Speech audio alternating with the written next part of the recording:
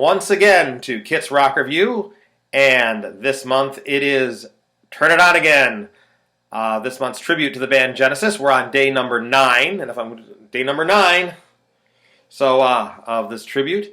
And today we're going to focus on the FOXTROT album. Actually, we're going to focus on side 2 of the FOXTROT album, which consists of 2 songs. So there's the FOXTROT album right there, and you know we got the little fox dressed in the women's red dress on the album cover, and I don't know if you can see it on my shirt here, but there's the fox on this old Genesis shirt that I got as well.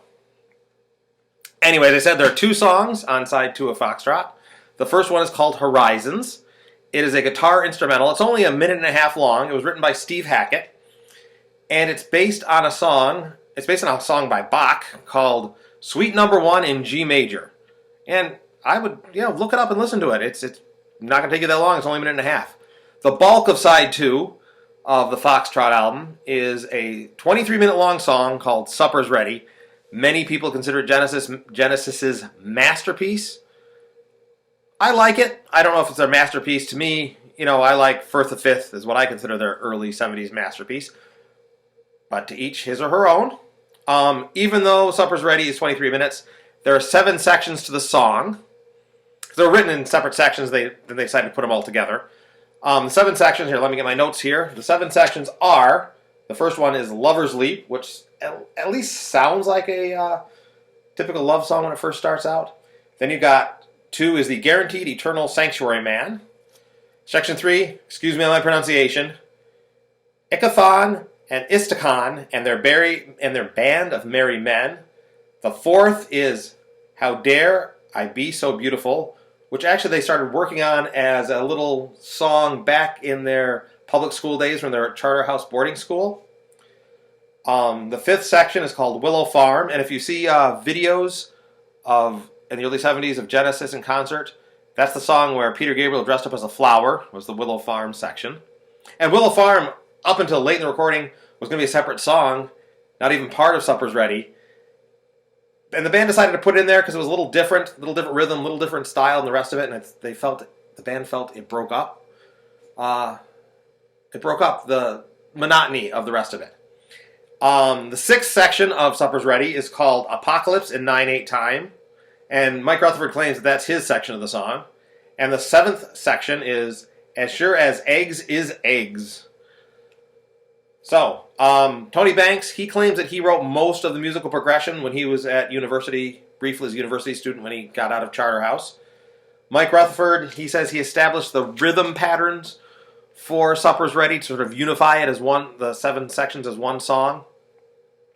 Phil Collins, what he says is, he said he was the band's arranger back in those days, and he found a way to segue the sections between each other so they fit together.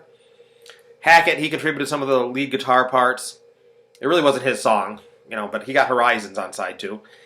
And Gabriel says he wrote all the lyrics. All the band members say that Gabriel wrote the lyrics to the song. And this is how, getting my notes again, this is how Peter Gabriel, when people ask Peter Gabriel what the song's about, this is what he says. He says, the song is a personal journey which ends up walking through scenes from Revelation in the Bible. That kind of sounds pretentious to me, but hey, he's Peter Gabriel. Steve Hackett has a more practical answer to what the song is about. He said it's about a bad trip that Peter Gabriel's wife had a bad drug trip that Peter Gabriel's wife had. So when you watch the video that I'm going to post on the song, when you listen to it, you tell me, do you like Peter Gabriel's explanation of the lyrics, or do you like Steve Hackett's explanation of the lyrics? It's up to you. Anyway, this song became a mainstay of the Peter Gabriel era set list, and it was played by Genesis even after he left the band up through the end of the 70s. Phil Collins, when he became lead singer, they still played Supper's Ready. In fact, there's a great live version of Supper's Ready on the Seconds Out album, if you want to check that one out. And Phil Collins actually said at one point he tried to get the band during the Calling All Stations tour in the early 90s. He tried to get the band to play that song again. But Tony and Mike were like, well, if we play a 23-minute long song, we're not going to be able to play a lot of the other songs that our newer fans know. So they didn't end up playing Supper's Ready. They might have played sections of it, instrumental sections of it in some of their medleys. but they didn't ever play. As far as I know, they have not played Supper's Ready as a 23-minute piece since the 70s.